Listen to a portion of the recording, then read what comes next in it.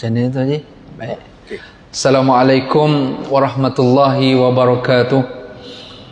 Alhamdulillahi rabbil alamin. Wabihi nasta'in ala umurid dunya waddin. Salatan wa salaman daimaini mutalazimaini ala habibina al-mustafa rasulillahi sallallahu alaihi wasallam wa ala alihi wa ashabihi wa man da'a bida'watihi wa man istanna bisunnati ila yaumiddin. Allahumma aftah alaina futuhal arifin warzuqna fahman nabiyyin wa hifzal mursalin wa ilhamal malaikatil muqarrabin. Allahumma adkhilna mudkhala sidqin wa akhrijna mukhraj sidqin wa ja'alna min ladunka sultanan nasira. Allahumma arinal haqqa haqqan warzuqna ittiba'ah wa arinal batila batila warzuqna ijtinabah. Laqad qala Allah Ta'ala a'udzu billahi minasyaitonir rajim. Ya ayyuhalladzina amanu taqullaha haqqa tuqatih wa la tamutunna illa wa antum muslimun. Wa qala Allah Ta'ala aidan ata'muruna an-nasa bil birri wa tansawna anfusakum wa antum tatluna al-kitaba afala ta'qilun. Sadaqallahul azim. Summa amma ba'd. Terima kasih kepada Al-Fadhil Tuan Haji Arif Rasul, yang saya hormati Tuan Nazir Masjid Al-Hidayah Dr. Haji Din dan seluruh jawatankuasa yang turut hadir pada malam ni. Juga yang saya hormati Sahibul Fadilah Tuan-Tuan Imam, Tuan-Tuan Bilal, pegawai-pegawai masjid. Tidak saya lupakan semua hadirin dan hadirat, Tuan-Tuan Haji, Puan-Puan Hajah, Datuk-Datuk, Datin-Datin, Tuan-Tuan dan Puan-Puan sekalian. Puji syukur kita pada Allah Subhanahu Wa Taala yang telah menghimpunkan kita di tempat yang paling baik. Dan puji syukur kita dihimpunkan bukan sekadar tempat yang baik bersama dengan orang yang baik-baik. Dan kesempatan kita berada pada tempat yang baik dalam lingkungan yang baik-baik ini pula, maka pada saya yang dapat bersama-sama dengan tuan-tuan, saya sangat berbesar hati dapat digolongkan dalam golongan ini.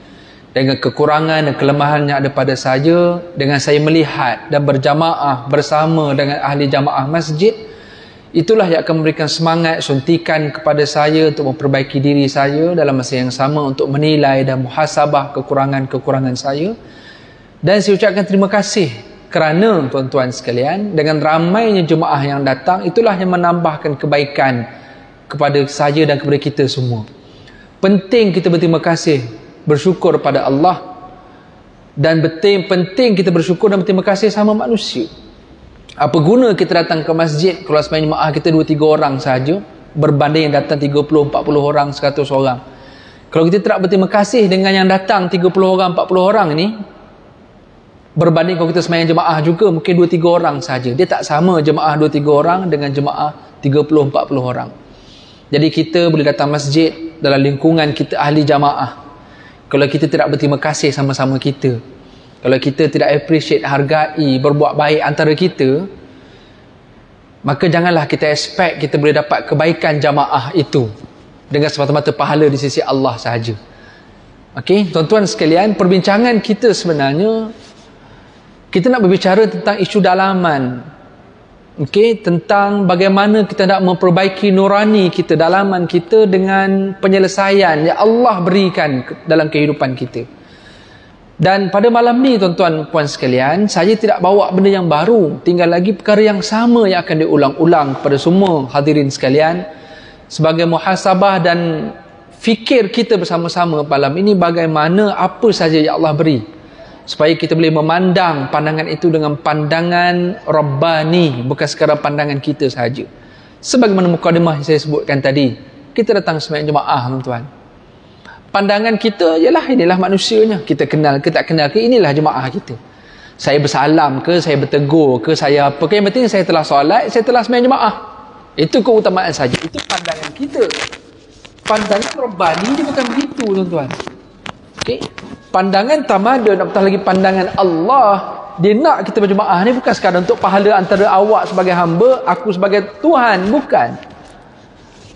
Kalau tak, dia boleh buat cara lain.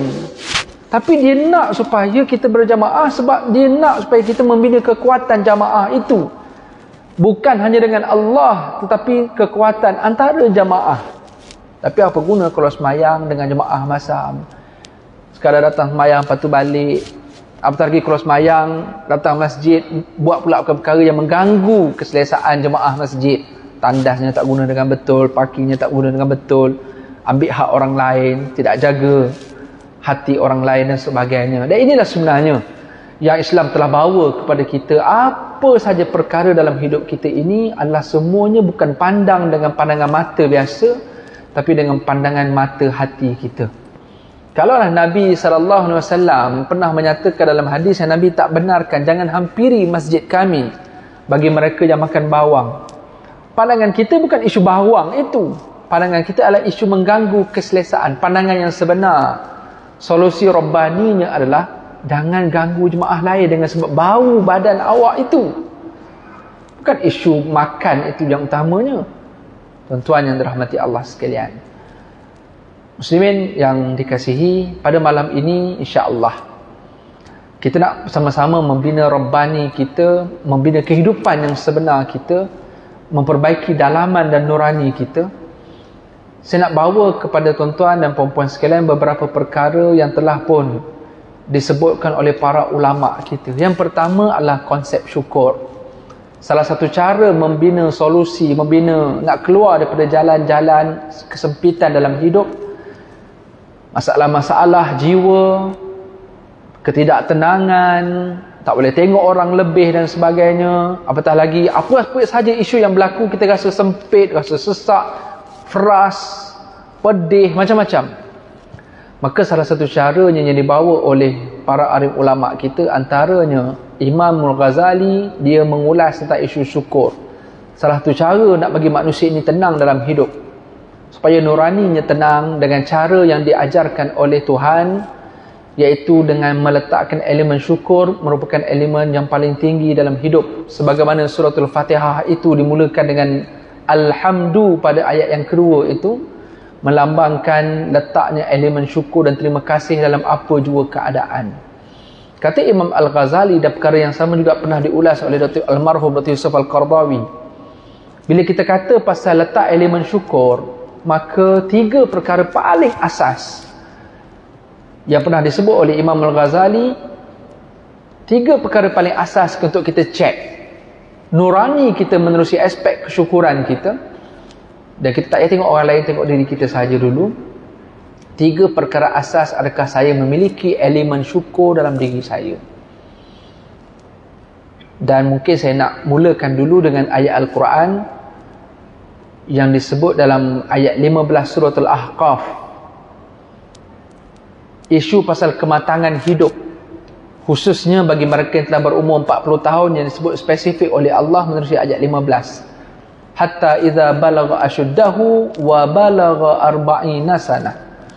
Manusia yang tidak ada apa-apa ini, daripada dia bayi, dia dilahirkan, dikandung oleh ibunya, dilahirkan, disusukan sampai 2 tahun, sampai 24 bulan Allah sebut. Dan Allah kata, dan apabila anak ini hatta idza balagha ashuddahu wa balagha 40 sanah, anak ni apabila dia menjangkau usia 40 tahun dan diberikan asyuddah, diberikan kematangan cara fikir, kematangan fizikalnya, pergerakan fizikal dan juga cara fikirnya, berkatalah anak-anak yang matang ini, qala rabbi, wahai Tuhan, auzi'ni, dorongkan aku, ilhamkan aku, an ashkura ni'mati allati an'amta alayya. Tuan-tuan, saya tak pastilah, dulu kita pernah mengalami zaman dulu yang tidak ada komitmen, zaman belajar sekolah menengah, lantaklah apa pun, ada duit ke tak ada duit ke, dia punya stres tu tak sama dengan sekarang. Okey, dah umur 30, 40 tahun, tambah pula kita dah ada anak yang makin meningkat dewasa. Cabaran kita bukan sekadar diri sendiri, komitmen family kita, tanggungjawab kita dengan anak, kejiranan kita, komitmen kerjaya kita, masyarakat, komuniti, kalau ada jawatan, daerah, negeri, negara. Tuan-tuan, bila diberikan kematangan pada usia dan kematangan cara fikir, perkara pertama yang Allah sebut manusia yang kena ada, yang dia kena minta dengan Allah, Rabbi auzi'ni, ya Allah please bantu saya, ya Allah dorongkan saya, an ashkura ni'mati allati an'amta alayya wa ala walidayya. Benda pertama nak bagi tenang hidup tuan-tuan, bila dah matang ni, elemen syukur letak nombor 1. Ya Allah dorongkan aku supaya aku boleh menjadi hamba-Mu yang bersyukur atas segala nikmat yang telah Kau berikan kepada aku dan kepada mak dan ayah aku. Elemen syukur nombor 1. Dan untuk kenal pasti kita menjadi tak orang yang bersyukur atau tidak, ada 3 asas penting bagi nak nilai diri kita, adakah aku bersyukur atau tidak. Yang pertama, dia melihat, dia memandang apa yang dia miliki sekarang, bukan apa yang dia belum dapat, apatah lagi yang dia pernah terlepas dan sebagainya. Lihat apa yang dia ada sekarang, jangan lihat apa yang orang lain ada. Jangan lihat apa yang kita belum ada. Ini kalau bincang bab syukur lah. Kalau bincang bab lain, kita kena lihat apa yang orang lain ada, kena lihat ke depan, matlamat apa yang belum dapat untuk kita capai. Itu tajuk lain. Tapi kalau bincang pasal syukur, untuk bagi tenang hidup, tengok apa yang ada dulu, nampak apa yang kita ada. Soalnya hari ni takut-takut kita tak nampak apa yang kita ada. Kita duk sibuk nampak apa yang orang lain ada dan sebagainya, menjadikan susahlah nurani kita untuk tenang.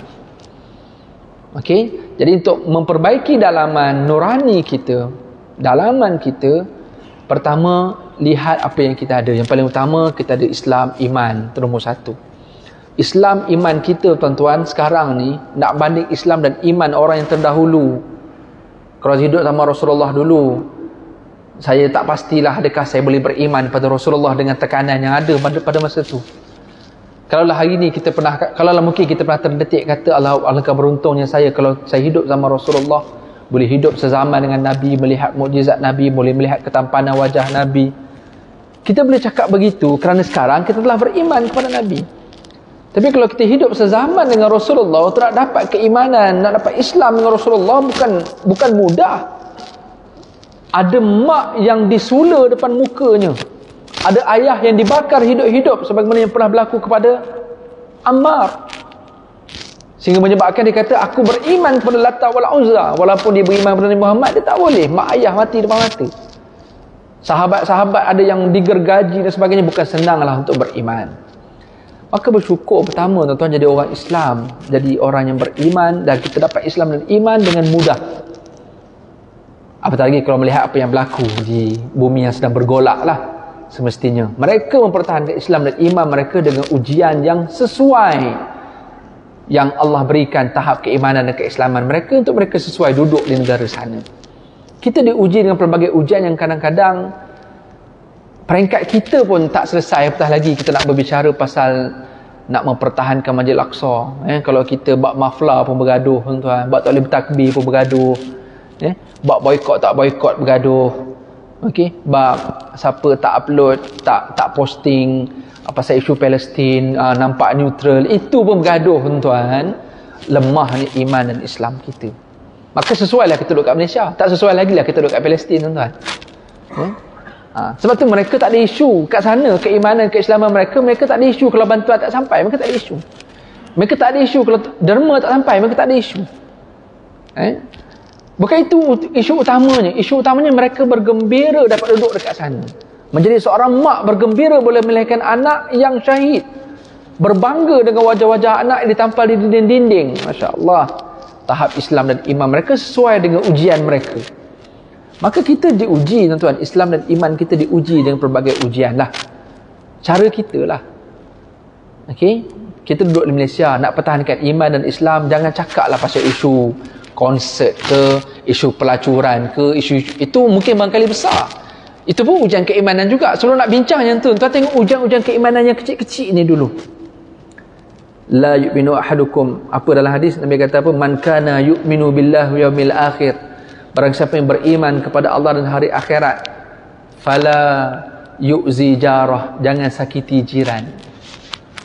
Tuan-tuan, ujian keimanan kita kadang-kadang Allah hantar jiran sahaja. Okey. Dalam hadis yang sama, man kana yu'minu billahi wal yawmil akhir falyukrim dhaifah. Antara nak tengok ni kita punya ujian keimanan, Allah hantar tetamu kat rumah kita. Muliakan tetamu, kata Nabi. Kita punya ujian tuan-tuan, tak payah cakap ujian Palestin lah. Ujian kita kadang-kadang datang, Allah hantar tetamu yang tak reti nak balik. Tengok tu je, cukup. Macam. Ataupun hantar tetamu, kejap lagi kita dah nak tidur 10.30, pukul 11, time tu dia baru datang. Okey, yang datang tak kena masa, Yang datang pula tak reti nak balik. Ada pula ujian kita jiran, jadi dia suka bercucuk tanam, pasunya sampai ke pagar rumah kita. Jiran yang bela kucing, itu je ujian kita. Sejauh mana kita boleh bertahan dengan kucing? Bukan bertahan dengan Zionis, tuan-tuan, dengan kucing. Itu pun bergaduh, tuan-tuan. Ini ujian keimanan. Sesuai lah Allah uji kita. Sebab kita tak duduk Palestin, kita duduk Malaysia. Maka level Allah nak uji tu level kucing je, tak payah level Zionis, tuan-tuan. Gitu. Man kana yu'minu billahi yawmil akhir falyakul khaira aw liyasmut. Ini antara ujian besar juga kita ni, ujian keimanan kita.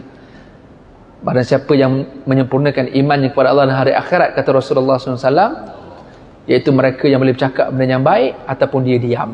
Ini pun masalah kat ni, zaman social media ni. Lalu posting tak suka tengok, tahan lagi. 2-3 kali lalu tak tahan, tulis juga sudahnya. Banyak tuan, banyak benda lah. Kalau kita nak ulas, nak tulis, nak komen, terlalu banyak. Kau cerita pasal tak puas hati, kan, terlalu banyak. Saya pun manusia, saya pun banyak benda tak puas hati. Jangankan tak puas hati, tuan. Dengan jabatan agama saya banyak tak puas hati. Kalau saya nak tulis, jenuh, tak payahlah. Kalau tulis,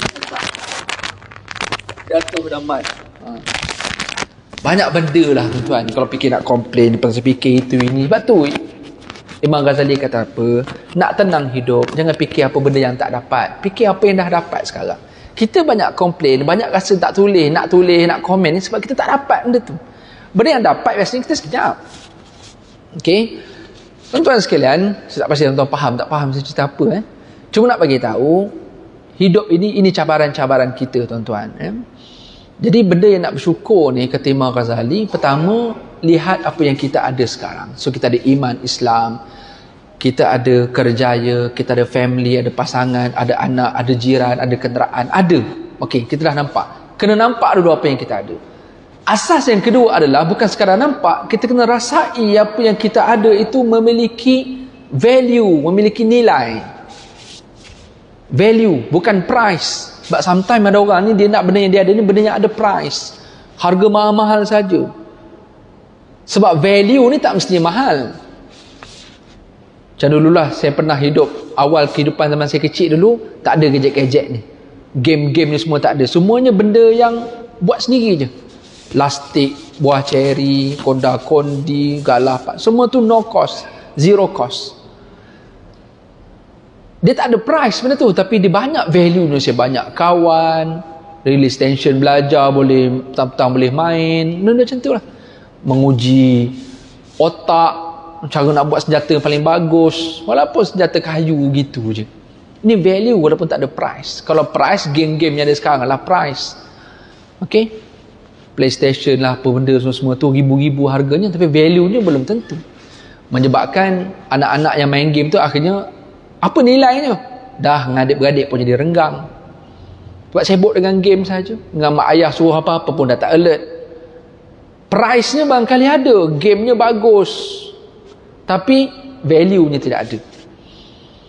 Jadi kalau kita nampak apa yang kita ada sekarang, saya ada pasangan, saya ada anak, saya ada kenderaan, saya ada kerjaya, saya kena rasa apa yang saya ada ni ada value, ada nilai. Tapi ramai orang, dia nampak apa yang dia ada, tapi pada dia semua tidak ada value. Walah, tak best lah kereta saya ni, saya nak sangat Tesla. Sebab dia tengok orang, dia tak nampak kereta dia yang ada sekarang ni. Dan dia terlupa dulu dia pernah tidak ada kereta. Dulu dia pernah tidak ada kereta, berjalan kaki 1-2 km, naik bas panas-panas, turun bas, tunggu tengah hujan pula. Dia lupa yang tu. Hari ni dia dah ada kenderaan, tapi dia komplain pula. Dia duk sibuk nampak benda yang dia belum ada. Dia bersyukur itu hilang, menjadikan hidupnya stres. Maka hidupnya akan stres, dicabar. Bila mana nampak ada orang lebih, maka dia tak dapat, maka hidupnya stres. Dia ada anak, tapi pada dia anaknya tidak ada nilai. Semuanya menyusahkan. Dia duduk sibuk tengok nampak anak orang lain yang hebat-hebat, yang bagus. Maka bila dia buat comparison, bila dia buat perbandingan, maka dia rasa tertekanlah. Sebab anaknya teruk dan sebagainya. Tetapi tuan-tuan, solusi Rabbani adalah bila melihat value bermaksud, di sebalik kekurangan apa yang kita ada sekarang, mesti ada kelebihan. Ini maksud mencari value, mencari nilai pada setiap apa yang kita ada. Barangkali kenderaan kita mungkin banyak kekurangannya, tapi dalam kekurangan itu ada tak kelebihannya? Maka carilah value kelebihan itu pada apa yang kita ada. Kita ada pasangan, suami, mungkin ada banyak kelemahannya, tak memenuhi expectation dia, atau dah makin lemah tanggungjawabnya berbanding awal-awal kahwin sebagai contoh. Maka stres lah bila memandang dengan cara pandangan biasa. Tapi pandangan Rabbani dia ajar kita macam mana. Awak tengok kelebihan dia walaupun ada kekurangannya, cari value-nya. Tuan-tuan sekalian, kita ada pakaian, apa sajalah, kita ada pendapatan yang mungkin kurang daripada orang lain, tapi cari apa kelebihan di sebalik kekurangan pendapatan saya. At least saya masih ada gaji. Sebab ada orang yang mungkin dah tak ada, jenuh, tak dapat kerja sekejap, sebulan 2 bulan dah kena berhenti, cari pula interview lain, hidupnya lebih melarat berbanding kita yang kita rasa gaji tak cukup. Memang hidup kita akan serba kekurangan, tuan-tuan. Memang akan ada kekurangan walaupun ada banyak kelebihan, tetapi di sebalik kekurangan itu, untuk memberikan ketenteraman dalam hidup, carilah kelebihan, value, keistimewaan di sebalik kekurangan. Okey?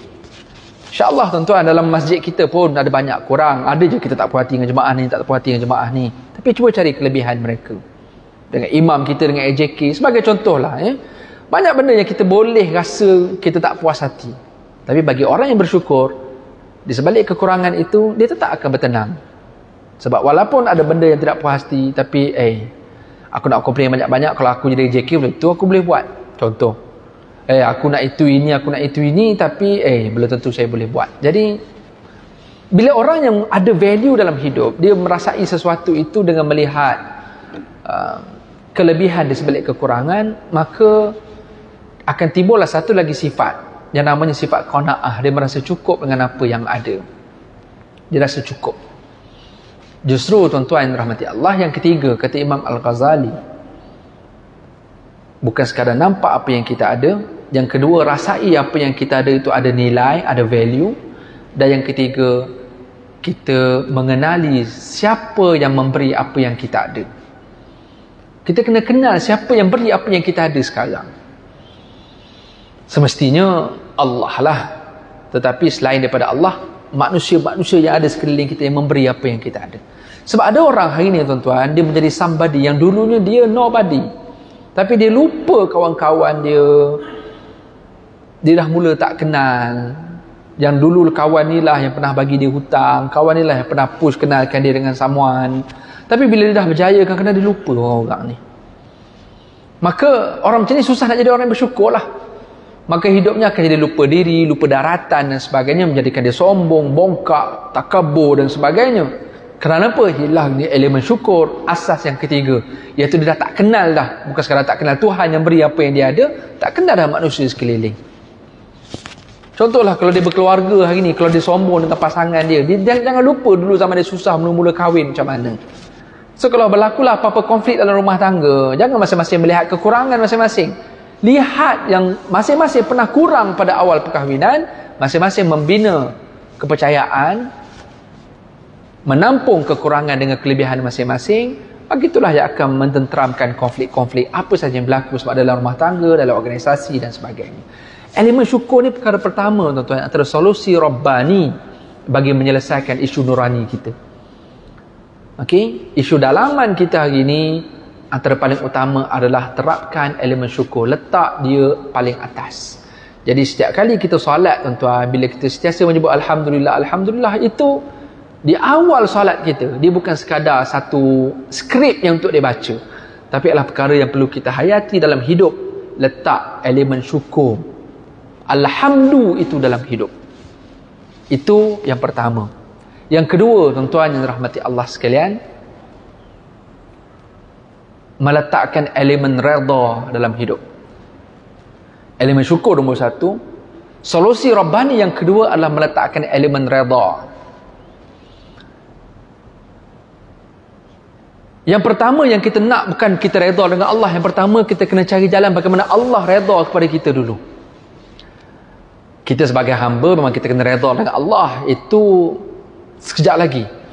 Yang paling utama, asas yang kedua dalam solusi Rabbani bagi menjadikan hati kita, dalaman kita tenang, baik dalam hidup, letak elemen redha dalam hidup kita, iaitu bagaimana Allah meredai seorang hambanya. Dan ini juga ada 3 asas. Saya letak 3 je, senang, tak payah banyak-banyak lah. Okay? Asas, 3 asas elemen redha dalam hidup. Yang pertama, salimatul akidah. Nak pastikan Allah redha atau tidak kepada saya, pertama adalah kesejahteraan akidah. Akidah mesti sejahtera, baru Allah akan redha. Bermaksud, kalaulah saya baik macam mana sekalipun dalam dunia ni, sedekah banyak, tolong orang, kerja bagus, tak pernah menipu, integriti dengan jiran, hormat, tapi dengan Allah akidah kita problem, barangkali kita tidak Islam sebagai contoh, atau barangkali kita syirik sebagai contoh, baik-baik ni, tapi masih lagi problem akidah dengan Allah, maka Allah akan tidak redha kepada kita. Contoh tuan-tuan, contoh, kita semayang banyak, tapi elemen syirik kita tak boleh tinggal lagi dalam hidup. Agak-agak Allah redha tak solat kita, Allah terima tak solat. Tangkal masih percaya, azimat tertentu, batu-batu azimat tertentu yang kita pakai jadikan sebagai cincin, boleh pakai cincin, tak ada masalah. Tapi sejauh mana kita akidah kita dengan cincin tu? Saya pakai cincin, tapi tak ada masalah. Ada time nak buka, ada time tinggal, tak ada masalah. Tapi ada orang dia bermasalah kalau dia tertinggal cincin itu, yang dia sanggup patah balik, dia tidak rasa secure kalau dia tak pakai. Sebab dia pernah ada pengalaman, dia baru tertinggal 2 hari pergi hantar basuh, macam-macam masalah datang kat dia. Barangkali dia tak percaya benda tu masa mula-mula orang tu jual cincin kepada dia. Abang ambil cincin bang, batu ni setiap 60 tahun sekali akan keluar. Saya nak cakap lebih-lebih tu taklah bang, nanti kang syirik pula, tapi abang pakai abang tahulah. Contoh tu ayat tukang jual batu tu, dia pun cover jugalah. Saya tak adalah nak cakap lebih, nanti kan syirik pula, tapi abang pakai abang tahulah macam mana. Kita ni pun bukanlah percaya sangat, tapi kalau dah dia sebut batu tu 60 tahun sekali keluar, harganya pun okey, cantik pula peraknya dengan dia punya bunga, ukiran semua kan, kita pun pakai je lah. Okey lah, harga pun rasa mampu nak bayar, okey tak apa, Allah akan uji kita. Inilah ujian akidahnya. Salimatul, nak bagi sejahtera, aku nak redha kepada kamu, okey aku uji kamu dengan cincin ni. Okey, accident, pakai cincin tu dah dekat seminggu 2 minggu, accident, isteri kita koma, anak kita kaki patah, yang seorang lagi ni luka teruk parah tuan, kita tak ada apa-apa, elok masa tu keluar suara pakcik yang jual batu tu. Saya nak cakap lebih-lebih tu taklah, tapi abang pakai abang tahulah. Keluar suara tu nanti, tak percaya saya benda ni, saya tak percaya. Mungkin dia tak percaya, okey, Tuhan uji pula. Beberapa kali ujian, akhirnya dia mungkin tak percaya tuan-tuan. Satu hari mungkin dia tak pakai cincin tu, mungkin dia pergi basuh hantar kedai, lah lama-lama kan pudar lah warnanya, nak kilatkan baliklah perak tu, baru tinggal sehari 2 hari tuan-tuan, accident dia, teruk dia kena. Masa tu tak ada benda lain yang dia fikir, yang dia nampak batu cincin tu lah. Bermula hari itu dia akan terus percaya, ni akidah ni, dia akan terus percaya batu itulah yang memberi mudarat dan juga manfaat. Selama ni aku pakai, aku selamat, aku baru tinggal sehari 2 hari aku dah kena, memang tak boleh jadi, memang pakai sudahnya. Inilah perbincangannya tuan-tuan, bab-bab syirik, bab-bab azimat yang kadang-kadang tak boleh tinggal di kalangan ahli, minta maaf tuan-tuan, di kalangan ahli ibadah.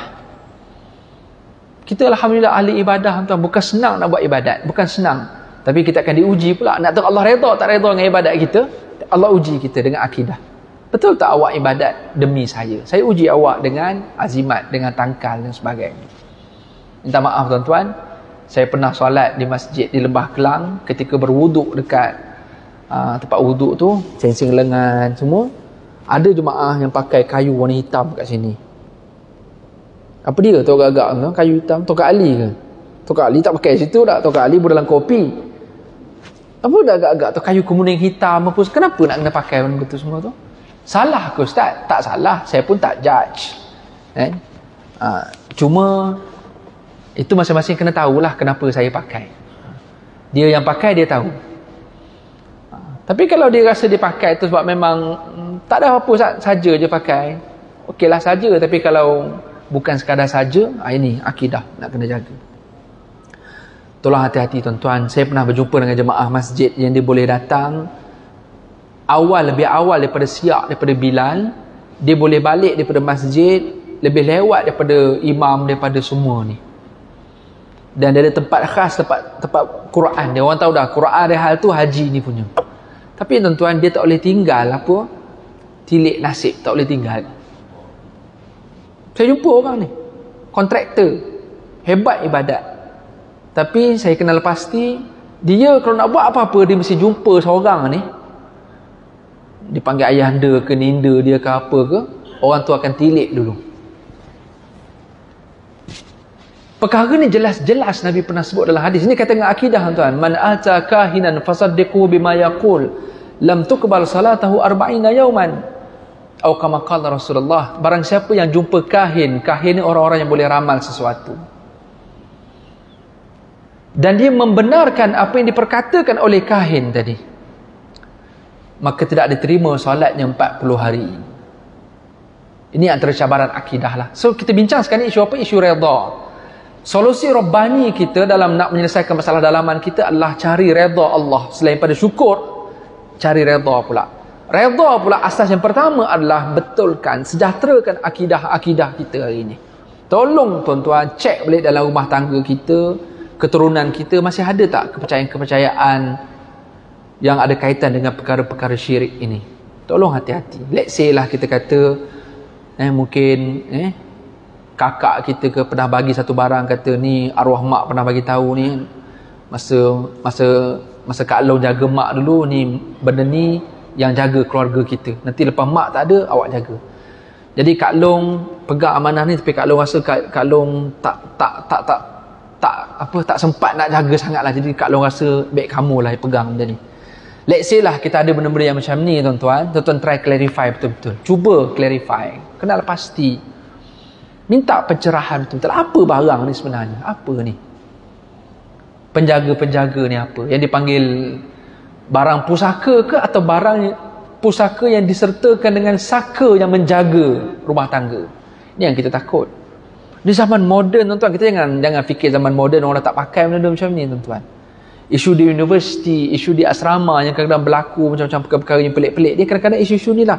Mak ayah dia nak hantar anaknya ke bandar, dia tak ada siapa-siapa orang yang dia boleh percaya, saudara mara tak ada, kawan-kawan rapat tak ada. Jadi siapa yang nak boleh jaga anak dia? Maka dia selitkan dalam beg pakaian anak dia dengan benda-benda penjaga-penjaga ni. Dan anak-anak manalah tahu, manalah percaya benda-benda ni. Dia takdirkan anak-anak pula tak jaga pantang larang, maka berlakulah benda yang pelik-pelik kadang-kadang. Dekat universiti ataupun dekat asrama, macam-macam lah. Sembang dengan kawan dalam toilet, balik-balik kat katil kawan tu elok tidur. Lepas tu aku sembang dengan siapa? Dah histeria tak pasal satu dom. Kadang-kadang bila kita kenal pasti benda-benda tu berlaku datang mana-mana ni, rupanya ada benda-benda yang mak ayah yang bubuh dalam beg budak tu. Budak tu mana tahu benda ni. Ni kepercayaan-kepercayaan begini tuan-tuan, tolong buang dalam hidup kita. Tolong buang. Ini bukan solusi. Ini bukan cara nak selamatkan anak dengan percaya tangkal, percaya azimat, nak lariskan kedai, percaya benda-benda macam ni. Bukan. Ini bukan solusi Rabbani. Bukan. Jadi carilah redha Allah menerusi salimatul akidah. Akidah yang sejahtera. Alhamdulillah kita dah jadi orang beriman. Alhamdulillah. Tuan boleh bayang, ada orang yang tak beriman, tapi dia punya beramal banyak tuan. Dia tak beriman dengan Allah. Dia tidak Muslim. Tapi dia baik. Baiknya lebih luar biasa daripada kita. Sedekahnya, Masya Allah. Kalau tuan boleh bayang seorang dua orang-orang yang non-Muslim ataupun not yet Muslim ini, tuan boleh bayang satu dua kenalan tuan tolong doa, ya Allah berikan hidayah kepadanya. Berikan hidayah. Contoh tuan-tuan ni isu solidariti Palestin. Kan? Kan ramai non-Muslim yang support Palestin. Tuan-tuan doa tuan orang yang baik-baik. Mana dia boleh support ni, dia kira baik lah tu. Dia tak suka genocide, dia tak suka pembunuhan ni, dan dia pun derma sebagainya. Ada yang non-Muslim pergi kedutaan Palestin di Jalan Yutan tu bawa derma. Baik ni. Doakan supaya mereka diberi hidayah oleh Allah. Ramai orang yang dulu Islamofobia, tapi dengan isu Palestin dia makin nak kenal Islam. Okey, dulu yang berlaku di masjid di Christchurch di New Zealand tu, tembak macam tu je, mati habis. Tapi dengan akhlak orang Islam yang tak balas dendam, elok baik, ramai orang New Zealand nak ambil tahu pasal ni. Walaupun Islamofobia ni masih ada dalam negara pun ada, apatah di luar negara masih ada, tapi perkembangan orang dah mula untuk mengenali Islam tu dah makin banyak. Dan ada yang telah convert to Muslim dah pun dengan berlaku isu Palestin ni. Jadi tuan-tuan, bila kita berbicara pasal akidah, kalau kita ada kenal orang-orang yang akidahnya tidak sejahtera tapi dia baik, maka doakan supaya Allah berikan hidayah kepada mereka supaya berbaloi kebaikan-kebaikan mereka itu diterima oleh Allah. Okey tuan-tuan, kita berhenti sekejap. Masuk orang. Apa? 8.14 belum lagi. Okey. Nanti bagi signal baik. Ini akidah. Jadi kita alhamdulillah yang dah akidah dah okey dah. Cuma kita akan diuji pula lah dengan isu-isu akidah tadi. Isu syirik, isu khurafat, isu pergi jumpa Tok Bomo itu, Tok Bomo ini. Tak salah jumpa Tok Bomo tuan-tuan, tapi tengok Tok Bomo yang macam mana. Kadang-kadang orang urut dia pun panggil Tok Bomo juga. Tak ada masalah. Kan? Saya orang Kelantan. Mugi jumpa dengan Tok Bomo, mugi Bomo. Tukang urut je panggil Bomo. Nah, Tok Bomo ni bukan semua pakai tekorak, jampi serapah, hazimat tu tak. Tapi kena tengok lah. Okey, kena tengok. Kalau ada orang recommend kita pergi, kita dah sakit lama, pergilah ke Perak, ke Kedah mana, boleh, kita nak pergi boleh, tapi tolong clarify, cari kawan-kawan dekat area sana, tanya orang-orang tempatan sana, saya nak pergi berubat ni kawasan ni, nak cari orang tempatan sana, kita mana kenal, pergi masjid lah, sembang dengan tuan imam, sembang dengan jemaah-jemaah masjid, kenal tak ni, saya nak pergi berubat kat rumah sekian-sekian ni. Orang kampung lebih kenal lah, tambah pula orang-orang soleh kat kampung tu lagi kenal lah orang ni sesuai tak sesuai. Tuan-tuan tolong hati-hati bab-bab ni tuan-tuan. Sebab kadang-kadang kita terdesak, tapi akhirnya rosak akidah kita.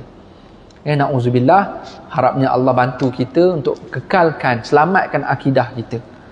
Okey, ni anak-anak muda kita, na'udzubillah tuan-tuan. Okey, isu normalisasi, isu neutral dalam bab Islam, liberal dan sebagainya, na'udzubillah. Nah, kita paling takut bab-bab akidah ni. Tuan-tuan, kalau kat TikTok hari ni orang boleh jual tangkal, azimat ni jual live TikTok. Ni Melayu punya jualan ni. Sekali live tu 1000 orang tengok tuan. Saya live TikTok alhamdulillah 3 orang tengok. 1000 tengok, dia jual macam-macam benda ni, tangkal, azimat, dan orang yang request, yang tulis kat komen, ada tak barang ni, ada tak barang ni. Melayu kita tuan. Saya pun dah lupa dah apa nama akaunnya, ada orang forward dekat saya, nanti saya cari balik. Oh na'udzubillah tuan, ni isu akidah yang main. Isu ajaran sesat, saya cakap lah, Selangor ni antara yang paling banyak ajaran sesat. Haram satu, keluar baru, macam-macam. Na'udzubillah, harapnya Allah bantu kita. Kita nak cari redha Allah baik macam dalam hidup pun, kalau Allah tidak redha menerusi akidah kita, kalau ada problem, ada masalah, Allah tidak redha kita. Dalam surah Al-Kahfi, Allah sebut, ayat 103 ke 105, Qul hal nunabbi'ukum bil aksarina a'mala, wa Muhammad, maukah aku kabarkan kepada kamu orang-orang yang rugi amal-amalnya, alladzina dhalla sa'yuhum fil hayatid dunya wa hum yahsabuna annahum yuhsinuna sun'a. Orang yang rugi perbuatan apa, iaitu orang yang telah sia-sia amal perbuatan yang dekat dunia dalam keadaan dia menyangka dia telah buat benda baik. Dia sangka dia dah beramal, sangka dah buat baik, tapi sia-sia. Siapa ni? Ulaikal ladzina kafaru bi ayati rabbihim wa liqa'ihi, iaitu mereka yang mengingkari ayat-ayat keterangan Allah dan juga pertemuan dengan Allah. Antaranya syirik lah. Orang kufur, orang syirik ni mengingkari ayat keterangan Allah. Fahabitat a'maluhum, maka kami gagalkan, maka Allah gagalkan, Allah gugurkan amal-amalnya. Fala nuqimalahum yaumal qiyamati wazna, maka kami tak akan nilai dah apa-apa yang dibuat dekat dunia ni pada hari akhirat nanti. Na'udzubillah, harapnya Allah lindungi kita, Allah jaga sejahterakan akidah kita, supaya Allah beri keredaan pada kita. Kita berhenti sekejap untuk azan.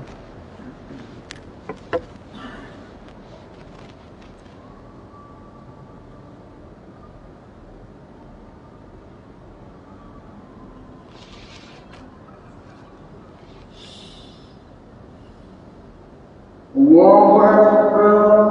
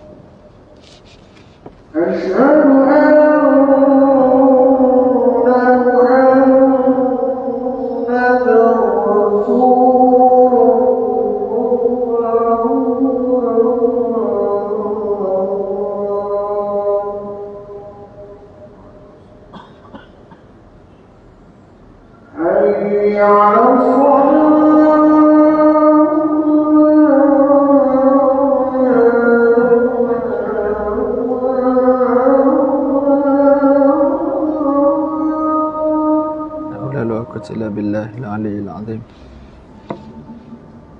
حي على لا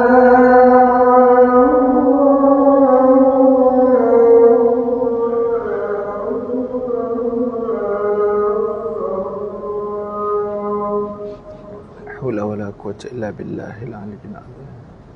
حي على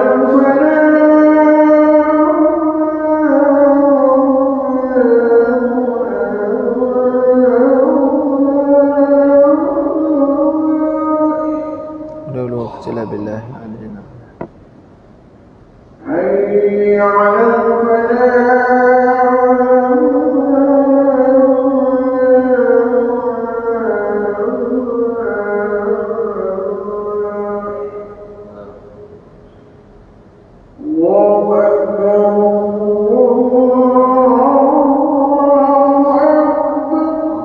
الله أكبر الله أكبر.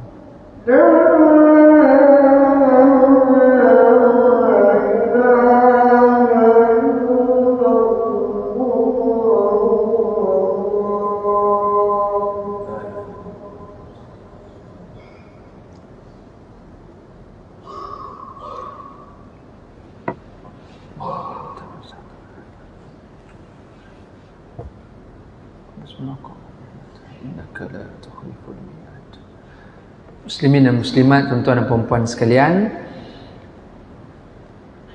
solusi Rabbani yang kedua adalah mencari dan mendapatkan redha daripada Allah Subhanahu Wa Taala, dan asas redha yang pertama adalah sejahterakan akidah. Tidak ada guna segala kebaikan yang kita buat dalam dunia kalau kita tidak memiliki akidah yang betul kepada Allah, keimanan yang betul, maka Allah akan reject semua amal-amal tadi. Fahabitat a'maluhum fala nuqimu lahum yaumal qiyamati wazna. Allah kata gugur semua amal perbuatan yang dekat dunia ni sebab akidah tak ada. Dan perkara yang sama juga diingatkan menerusi ayat 36 surah An-Nisa, wa'budullah wa la tusyriku bihi syai'a. Dalam ayat 36 itu ada 10 perkara yang kita kena buat, tetapi Allah mulakan dengan yang pertama, iaitu sembah Allah dan jangan syirik pada Allah. Ini isu akidah. Kemudiannya barulah Allah kata wabil walidaini ihsana, buat baik kepada mak ayah, wabidil qurba, buat baik kepada kaum kerabat, wal yatama wal masakin wal jari dzil qurba wal jaril junubi wasahibi bil jambi wa ibnis sabili wa ma malakat aymanukum. Buat baik kepada jiran, kepada rakan sejawatan, kepada hamba yang memiliki, orang-orang yang musafir dan sebagainya. Semua kebaikan itu tidak ada value, tidak ada nilai, melainkan yang pertama akidah dulu. Jadi sejahterakan akidah kita, tuan-tuan, daripada sebarang unsur-unsur yang boleh menyebabkan hilangnya redha Allah dalam hidup kita. Buang apa-apa saja kepercayaan-kepercayaan yang tak betul dalam hidup, walaupun kita hidup zaman moden hari ini. Dan buang juga perkara yang bersifat amalan-amalan yang kadang-kadang kita risau dengan zaman moden hari ini, yang kita dibentangkan dengan amal-amal yang bersifat amalan-amalan yang menjemput rezeki. Kata kita menjemput rezeki lah, wallahu a'lam. Saya pun tak pastilah hipotesis macam mana. Alhamdulillah, kadang-kadang ada orang buat statement, saya tak sangka saya derma pagi ni RM10 tengah hari, alhamdulillah masuk projek RM10,000. Selalu kita dengar caption-caption yang macam tu, tuan-tuan. Saya tak sangka, rupanya betul lah orang cakap. Saya mula tak percaya, saya buat, saya bagi sikit, tapi rupanya dapat balik. Ini pun satu benda kita nak kena hati-hati juga. Adakah benar kita dapatkan apa yang kita beri pagi tu? Okey. Adakah benar solat duha yang kita buat menyebabkan rezeki kita tidak putus? Adakah benar begitu? Okey. Semua itu memang dibuktikan dengan hadis Nabi, dengan macam-macam lah pandangan-pandangan ulama. Namun apa yang kita dapat, adakah semestinya datang daripada tu? Ini juga kita kena ambil kira juga. Jadi jangan sesekali kita mudah untuk menggantungkan sesuatu amal dengan satu kejayaan dan sebagainya. Wallahu a'lam, semua itu rahsia antara kita dengan Allah. Cuma yang pasti kita istiqamah dan konsisten dalam kita beramal, itu sahaja. Okey, tuan-tuan sekalian, yang kedua, asas yang kedua dalam bab akidah, dalam bab redha, iaitu sahihul ibadah. Untuk memastikan, untuk kita mendapat satu cara yang dipimpin oleh Allah dalam hidup kita untuk menyelesaikan masalah dalaman kita adalah pastikan kita boleh buat ibadah. Okey, alhamdulillah, kita ada masalah, kita ibadat, insya-Allah Allah selesaikan ibadat. Cumanya ibadat itu tidak akan berfungsi, tidak akan jadi solusi kalau ibadat itu tidak sahih. Maka sebab itu, asas yang kedua dalam mendapatkan redha ini adalah sahihul ibadah. Bukan sekadar ibadah, tapi pastikan ibadah itu sahih. Berapa ramai orang yang ada masalah dekat sini, tiba-tiba tak apalah, pergi Mekah lah. InsyaAllah di Mekah tu mustajab doanya. Tanah-tanahnya semua suci. Banyak tempat-tempat yang mustajab doa. Keberkatan tidak boleh dinafikan. Namun kalau dibuat ibadat tu dengan cara yang salah, maka tidak ada kesan umrah tersebut ataupun ziarah tersebut, kalau salah cara ibadatnya. Okey, begitulah juga kita, kalau kita rasa dengan solat boleh jaga kita, tapi rupanya solat kita tidak betul. Sedangkan solat itu tanha anil fahsya'i wal munkar. Solat itu boleh mencegah daripada perbuatan keji dan munkar. Tapi kenapa saya masih lagi buat perkara keji dan munkar? Maka perbaiki solat, repair solat tersebut. Sahihul ibadah. Kena cari jalan, apa lagi kekurangan saya dalam bab solat.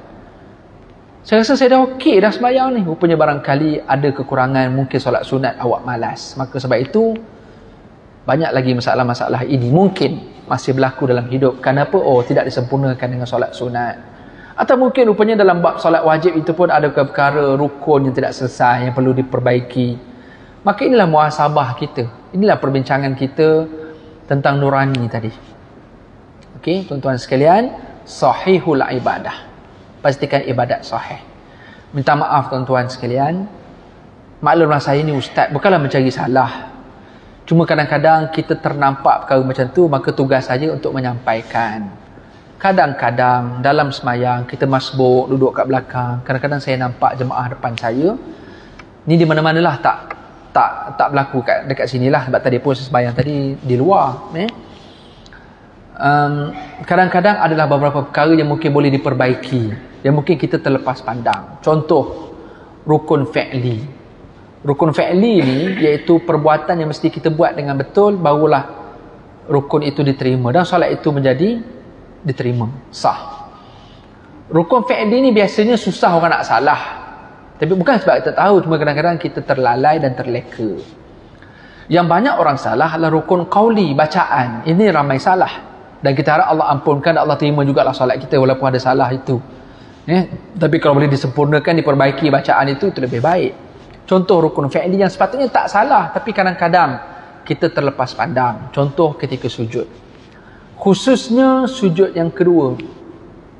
Setelah kita duduk antara dua sujud, ramai orang duduk antara sujud, dia akan lipat kaki dia. Ketika dia sujud yang kedua, dia tak buka balik kaki dia. Sedangkan anggota sujud itu ada 6. Ada 7. Dahi, 2 tangan, 2 lutut dan 2 perut jari kaki. So kalau kaki yang tidak diangkat dalam rukun fi'li tidak sempurna. Yang kita khawatir bukan tak sempurna, tak sah tu yang kita khawatir. Maka inilah mungkin kesilapan-kesilapan yang tak perlu dibuat. Maknanya orang kata apa, kesilapan kering yang tak patut salah tapi jadi salah. Maka inilah juga fungsinya dengan solat sunat, dengan zikir, dengan amal-amal lain untuk menampung kekurangan-kekurangan. Cuma kita takut kalau sekala berlaku tu, okeylah. Ni kalau selalu berlaku, tak berbaloi tuan-tuan, kita datang semayang, rupanya semayang tak sah. Isu takbiratul ihram, Allahu Akbar. Ni kita bincang sekarang ni asas mendapat redha Allah, menerusi sahihul ibadah. Allahu Akbar tu rukun, dipanggil rukun qauli. Dan dia adalah perkataan yang mesti disebut dan dilafazkan. Tidak akan menjadi qauli kalau perkara itu dalam hati.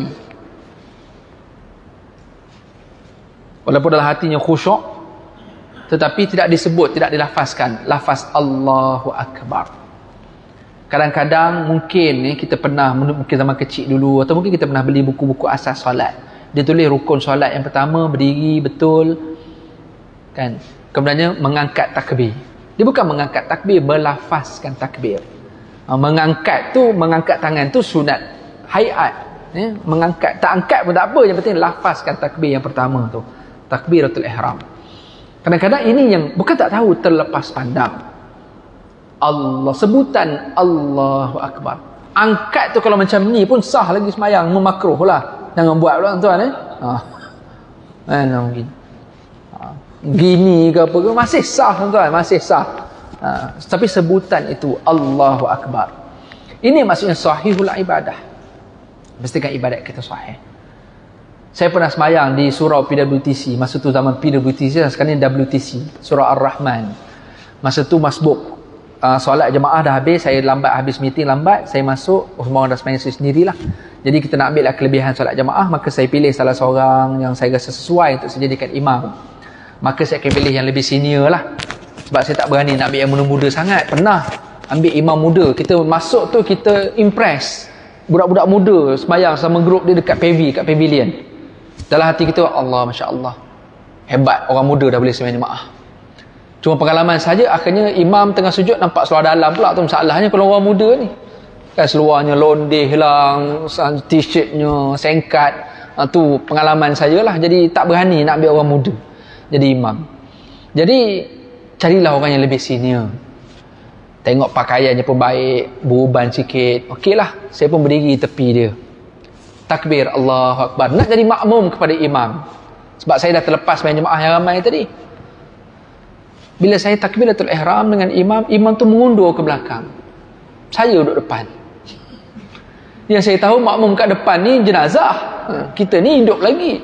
Saya pun mengundur balik ke belakang. Bila saya mengundur, dia mengundur balik, tuan. Allah, aku dah salah lagi, tuan. Jadi jangkaan saya barangkali imam ni dia rasa dia semayang sunat, jadi awak semayang wajib, awak tak payah ikut saya. Atau mungkin saya ni semayang qada subuh, awak tak payah ikut saya lah, saya nak semayang sendiri. Saya yakin dia bukanlah tak bersedia ataupun takut jadi imam. Sebab ni semayang zuhur tak perlu baca kuat-kuat pun, kan? Barangkali dia rasa bahawa saya semayang lain, awak tak boleh follow. Ini ibadat yang kita kena perbaiki lah. Kadang-kadang orang salah dalam bab ni, kan. Yang tak boleh ikut ni, makmum ikut orang, makmum nak semayang zuhur, imam nak semayang jenazah, tu tak boleh lah, ya, sebab imam semayang jenazah ni tak ada rokok, tak ada sujud. Kita ni masuk-masuk nampak jemaah je terus semayang, tiba-tiba tak ada rokok, kita pun duduk subhanallah, subhanallah, bangun mayat tu ni subhanallah, kan. Jadi sahihul ibadah ni penting. Hari ni tuan-tuan, orang pergi umrah DIY, alhamdulillah. Orang dah pandai dah kot nak jimat kos lah, takut kena scam lah apa semua, tuan-tuan. Rupanya bila buat DIY, kadang-kadang dia scam diri sendiri, buat dengan salah banyak. Niat kat mikot tunggang langgang, tak niat. Suka hati ada mazhab baru, tak apa, kita check in hotel dulu, lepas tu kita pergi Tanah Im. Allah, sedapnya, seronok tuan, boleh buat mazhab sendiri. Jadi kita risaulah orang-orang yang macam ni, risau. Yang dia buat ibadat, ada pengkit perempuan yang tukar jadi lelaki, dan dia rasa dia lelaki tuan, buat umrah, ihram ittiba' tuan, ihram ittiba'. Nampak bahu ni, dia perempuan tapi dia jadi lelaki. Yang lelaki dia perempuan satu hal pula, ya. Yang pakai telekong itu tak ada isu aurat, tapi isu dia just tanya depan perempuan, itu masalah lain pula. Na'udzubillah tuan, pastikan ibadat tu sahihul ibadah. Jadi kita ni alhamdulillah, Allah dah bagi kita boleh ibadah. Tu pastikan buat. Kita boleh sedekah, alhamdulillah. Hari ni kita di ujian ni tuan-tuan, sedekah nak kena tunjuk. Hari ni kita di ujian pula. Tak tunjuk, bisnes tak naik. Bila tunjuk, orang penyakung video punya dia buat. Akhirnya terpaksa ada founder-founder produk ni kena buat benda ni. Ikhlas tak ikhlas tu dia dengan Allah lah. Cuma saya sekadar nak memandu saja. Kalau boleh tak payah buat banyak-banyak sangat lah. Sekala tu boleh lah. Okay? Atau buat dalam prospektus company cukuplah, sumbangan apa, pendapatan syarikat berapa persen adalah untuk zakat, dah cukup. Seorang yang buat teman-teman dulu dia prospektus dalam syarikat, senang. Hari ni tak juga, nak sedekah, tak kamera dekat handbrake, sedekah, biar. Dan dipertontonkan. Saya tidak kata itu riak mempertunjukkan ibadah, cuma saya takut ibadah itu jadi salah. Takut salah cara ni. Kalau orang yang asas ni kuat, barangkali okey, tapi asas tak kuat. Mereka awal barangkali ikhlas, lama-kelamaan buatnya untuk sedekah, kena prepare dulu kamera. Tak salah nak pakai kamera itu.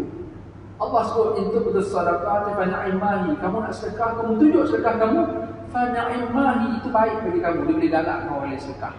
Dia boleh encourage orang. Tapi Allah sebut wa in tufuha. Kalau kamu sembunyikan sedekah kamu, sedekah ni ibadah kan tuan eh? Kalau kamu sembunyikan sedekah kamu, wa in tufuha wa tu'tuha al-fuqara, kamu berikan kepada orang yang betul-betul susah. Hari ni kita risau juga bagi sedekah, tapi takut bukan orang susah. Orang tu kita bagi sebab viral je. Kan berlaku kan, ada orang viral kan, pun susah, mana pergi datang agama, mana pergi pusat zakat, mana pergi YB. Akhirnya datanglah hero pergi sedekah, bagi sedekah itu ini. Akhirnya habis pusat zakat kena maki, ni kena maki semua. Hero datang dengan video dan sebagainya. Alhamdulillah. Ini bukan solusi Rabbani. Dia bukannya nak cari viral, nak cari jadi hero atau tidak. Dia kena clarify betul ke orang ni. Rupanya bila clarify tu, pusat zakat dah bagi lama dah. Siap bagi rumah lagi, dia keluar dari rumah tu duduk balik dekat setinggan. Bagi perabot, bagi dapur, dijual supaya dia akan terus dapat bantuan. Ini salah cara macam ni. Jadi ini maksudnya sahihul ibadah. Membuat ibadat pastikan sahih. Takut-takut tidak diterima amal tersebut. Asas yang ketiga tuan-tuan, nak tengok Allah redha atau tidak kepada kita sebagai solusi daripada Allah ini yang terakhir dalam kali tuan-tuan. Yang ketiga adalah mati bil khuluq. Tengok Allah redha tak saya dengan apa yang saya dah ada sekarang ni, ibadat saya, akidah saya ni, tengok akhlak saya okey tak? Ini mati bil khuluq. Allah redha tak redha dengan saya, bukan solat saya sah tak sah, sedekah saya Allah terima tak terima, akidah saya betul tak betul. Impact daripada akidah dan ibadah itu kesannya pada akhlak. Itu je. Saya banyak baca Quran, alhamdulillah sehari boleh 1 juzuk, tapi saya masih tak habis-habis cerita buruk pasal orang, melompat pasal orang, berita Quran itu belum betul lagi dijawab. Okey. Saya masih bersedekah banyak, tapi rasuah saya masih tak boleh tinggal, maka akhlak ini belum lagi jadi Allah redha dengan sebab sedekah kamu, dengan sebab rasuah yang masih kamu buat. Okey. Kamu sembahyang malam dan sebagainya, Masya Allah, hubungan dengan Allah luar biasa. Tapi dengan mak, dengan adik-beradik, dengan apa semua, kamu derhaka, kamu hina dengan manusia lain, kamu jadi sombong. Tapi ibadat kamu bagus, maka belum tentu lagi ibadat tempat Allah redha kepada kamu. Kalau fikir pasal ibadat, mereka yang lebih layak dapat ibadat yang hebat, mereka sembahyang belakang Nabi. Ketua munafik sembahyang belakang Nabi. Abdullah bin Ubay bin Salul lebih hebat, tapi belum tentu dengan ibadat itu menjadikan akhlaknya bagus. Dia lebih musuh dalam Islam. Justru tuan-tuan sekalian, matidul khuluq ni benda penting. Akhlak. Tuan-tuan, ibadat banyak mana pun manusia dekat luar teman lawan dia tak nampak ibadat kita tuan-tuan. Dia tak tahu Quran berapa juzuk dah tuan-tuan, juzuk berapa dia tak nampak. Yang dia nampak tuan-tuan makan dekat kedai dia lagi, apa akhlak tuan-tuan? Kalau ada waiter salah hantar air, tuan-tuan pekik kat waiter tu, itulah orang nampak. Inilah akhlak masjid. Akhlak ahli ibadat. Kalau tuan-tuan parking kereta double park, orang dah mohon banyak kali punya keluar pakai kopiah. Tak kira lah tuan-tuan pakai tongkat ke, pakai apa ke, wheelchair ke apa ke, tuan-tuan double parking tak tinggal nombor, lepas tu dengan muka sombong tak angkat tangan minta maaf, tu masuk kereta jalan. Ini yang orang nampak. Walaupun tuan pakailah selepan tebal mana pun. Okey. Akhlak ini yang orang nak tengok hasil daripada ibadah dan akidah. Allah tidak akan redha kepada kita kalau akhlak kita masih ada masalah. Kita membawa nama Masjid Al-Hidayah sebagai contoh. Kita keluar ini, orang tenang dengan kita. Ini baru keberkesanan, keredaan yang datang, yang Allah limpahkan kepada kita. Hasil daripada ibadah dan akidah kita. Orang tenang, orang seronok kita datang. Mana tahu tuan-tuan dah buat rutin macam tu setiap kali kita pergi masjid, pergi lepak mana restoran favourite kita tu, akan ada satu meja pilihan yang akan dibayar oleh meja kita. Contoh, jangan expect orang lain bayar kita sebab kita mulia, jangan expect tu. Jangan fikir agak harapnya ada orang belanja kita pergi masjid apa semua ni. Sekali mungkin orang mungkin dah boleh bayar kan, pergi dekat cashier tu dah ada orang bayar. Jadi ingat kali kedua ketiga pun nak bayar. Kita kena buat tu. Kita pergi mana-mana restoran, kita kena buat satu rutin. Akan ada 1-2 meja yang dah dibayar oleh meja ahli ibadah. Inilah dakwah bil hal. Okey. Nanti jemaah orang yang tak biasa ke masjid pun akan seronok. Yang mereka nanti kalau jemaah masjid datang, gereja mana dia terpilih. Tak tahu tuan. Jadi sebab mereka suka dengan masjid kita. Ini akhlak. Yang ini kita lihat akhlak-akhlak ni kadang-kadang banyak berlaku di luar negara. Yang Syekh Muhammad Abdul pernah sebut, when I go to the West, I saw Islam in it. When I go to the Muslim country, I saw West in it. Al-Islam mahjubun bil muslimin. Ajaran Islam didinding oleh orang Islam sendiri. Bila saya pergi ke Barat, saya tengok mana akhlak dan budaya Islam. Bila saya pergi negara Islam, kata Syekh Muhammad Abdul, bila saya pergi negara Islam, saya dapat Barat di sana. So kita bukan nak mengagungkan Barat sangat. Okay? Banyak daripada yang hebat di Malaysia ni. Cuma yang pasti banyak ada yang kita perlu perbaiki lah dari sudut akhlak-akhlak kita sebagai seorang Muslim, akhlak sosial media, akhlak di jalan raya, akhlak shopping mall. Minta maaf ibu-ibu ada belakang, saya perasan ibu-ibu. Saya pernah pergi dekat Giant, Pasar Raya Giant. Saya nak beli kopi hang tuah. Ibu kenal tak kopi hang tuah? Tak boikot kopi hang tuah boikot kopi lain. Kopi hang tuah warna hijau dan biru. Ada seorang ibu ni berdiri depan saya, dia pilih apa, saya tak pastilah. Kopi hang tuah tu bersusun elok. Tapi dia nak juga ambil yang belakang, maka expired date dia lambat sikit kot. Dia punya memilih, saya kena beratur lah. Saya hormat lah makcik kan, tudung labur, jubah. Bau pun bau sejadah dia rasa. Wataknya watak Muslim dan ahli ibadah.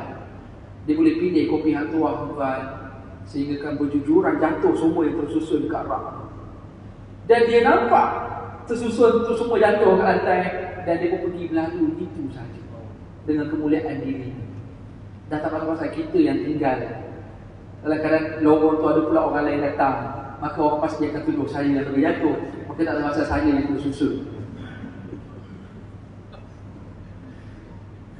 Minta maaf ibu-ibu sekalian, kadang-kadang benda ni berlaku. Minta maaf ayah-ayah, saya pernah pergi pasar tani lepas kuliah subuh. Saya orang yang keempat nak beli ayam kat pasar tani. 3 orang dah berdiri, saya orang keempat, saya akan pastikan 3 orang dia dapat dululah. Datang seorang tuan haji dengan rambut yang panjang. Mungkin dia kenal lah orang tukang ayam tu kot. Dia orang yang kelima. Tiba-tiba dia pilih-pilih ayam, dia tolak dulu. Dan kebetulan tukang ayam pun ambil ayam dia dulu. Dengan kemuliaannya daripada dirinya, dia dapat dulu daripada kami 4 orang tu. Tanpa rasa bersalah, maka dia rasa ini kelebihan orang sebenarnya subuh awal di masjid. Tuan-tuan, sebenarnya ini fitnah yang besar kepada alam. 3 orang yang awal yang berkata di masjid akan terus membenci orang masjid dengan watak yang ada. Maka inilah akhlak tuan yang datang daripada ibadah dan juga akidah yang perlu kita perbaiki. Mudah-mudahan solusi-solusi Rabbani ini yang banyak lagi, cuma inilah kesempatan yang kita ada. Saya berharap benda ini boleh memperbaiki diri saya. Dan banyak kekurangan dan kita berharap kalau macam ni. Saya tidak pasti kalau kita ahli masjid, ahli ibadah boleh kuatkan sikit kita punya fungsi dekat luar dengan apa yang berlaku kat luar sana tuan-tuan sebenarnya lebih dahsyat. Isu hiburan, isu macam-macam lah, alhamdulillah. Cuma kita orang masjid kena agresif lah. Jangan fikir fungsi kita hanya ibadat dengan Allah, tapi fikirkan juga peranan kita dalam masyarakat. Fikirkan peranan kita walaupun bukan dakwah dengan cara ceramah, tapi dengan dakwah menerusi perilaku kita, dengan kejiranan kita, komuniti kita, insya-Allah. Mudah-mudahan tuan Allah perbaiki dalaman kita dan dalaman yang baik itu mampu diterjemahkan melalui tindakan di peringkat luar, insya-Allah. Mohon maaf salah silap, kekurangan dan kelemahan saya. Minta maaf kalau tajuk malam ini dan penyampaian saya sangat basic bagi tuan-tuan. Itulah sahaja yang mampu saya berikan untuk malam ini. Insya-Allah rezeki berjumpalah tajuk yang lebih global nanti, insya-Allah. Wallahu a'lam. Terima kasih atas perhatian tuan-tuan. Kita jumpa lagi. Wassalamualaikum warahmatullahi wabarakatuh.